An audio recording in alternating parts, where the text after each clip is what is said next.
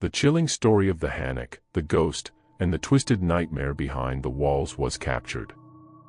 It is a twisted blend of psychological horror and supernatural terror. Let's dive into the abyss. The rain came in thick sheets, a relentless cascade against the roof of the old Hanok buried deep in the misted mountains. The wooden beams groaned under the weight of the storm. Ji-won stared through the warped glass window, her fingers trembling against the cool, rotting wood.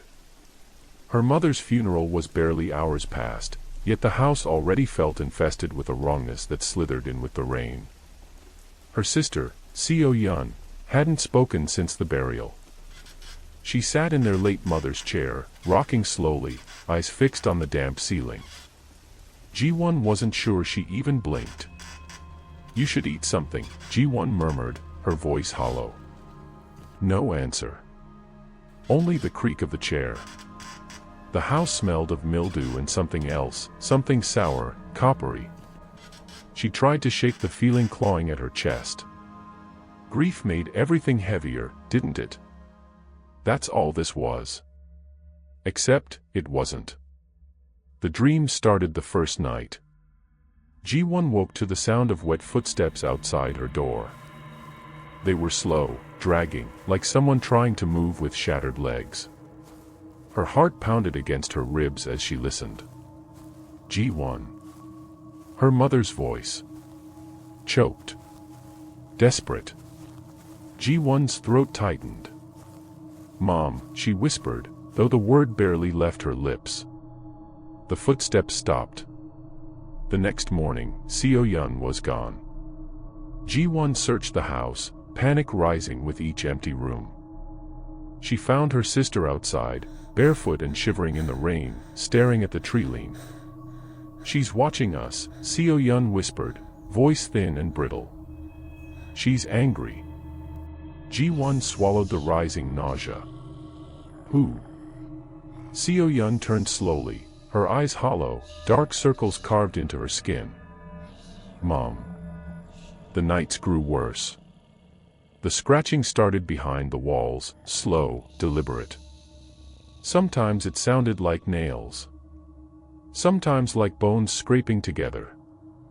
Ji-won began to notice things moving. The kettle would rattle on the stove, chairs shifted inches from where they were left.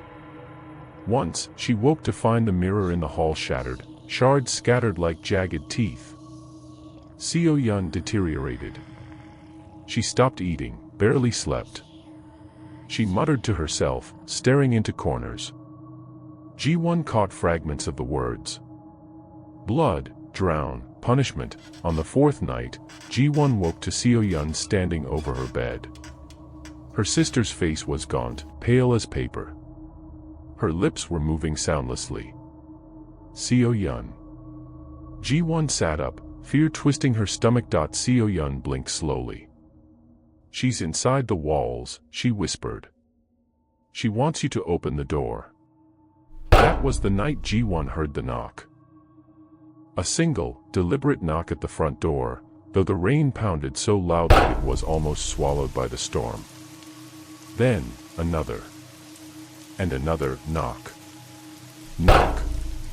Knock, she froze, throat tight with terror. Ji-won, the voice was wet, gurgling.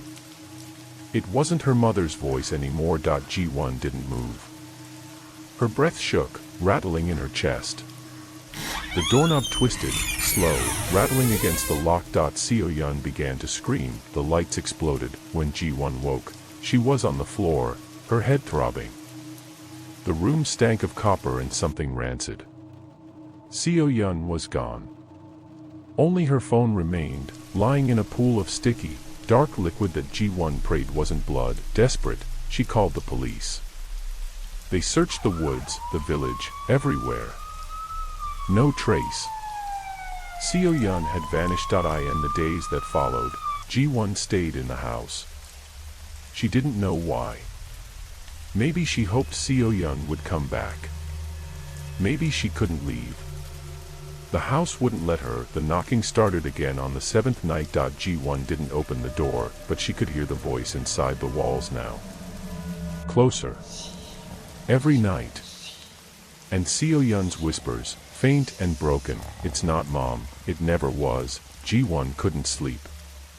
Every time she closed her eyes, she saw the shape, bulging, twisted, pressing against the papered walls, leaving wet, sagging impressions of limbs that shouldn't bend that way. The whispers grew louder, no longer Seo-yun alone. There were others. A chorus of wet, clicking voices murmuring her name. One night, the wall split open. It wasn't a crack.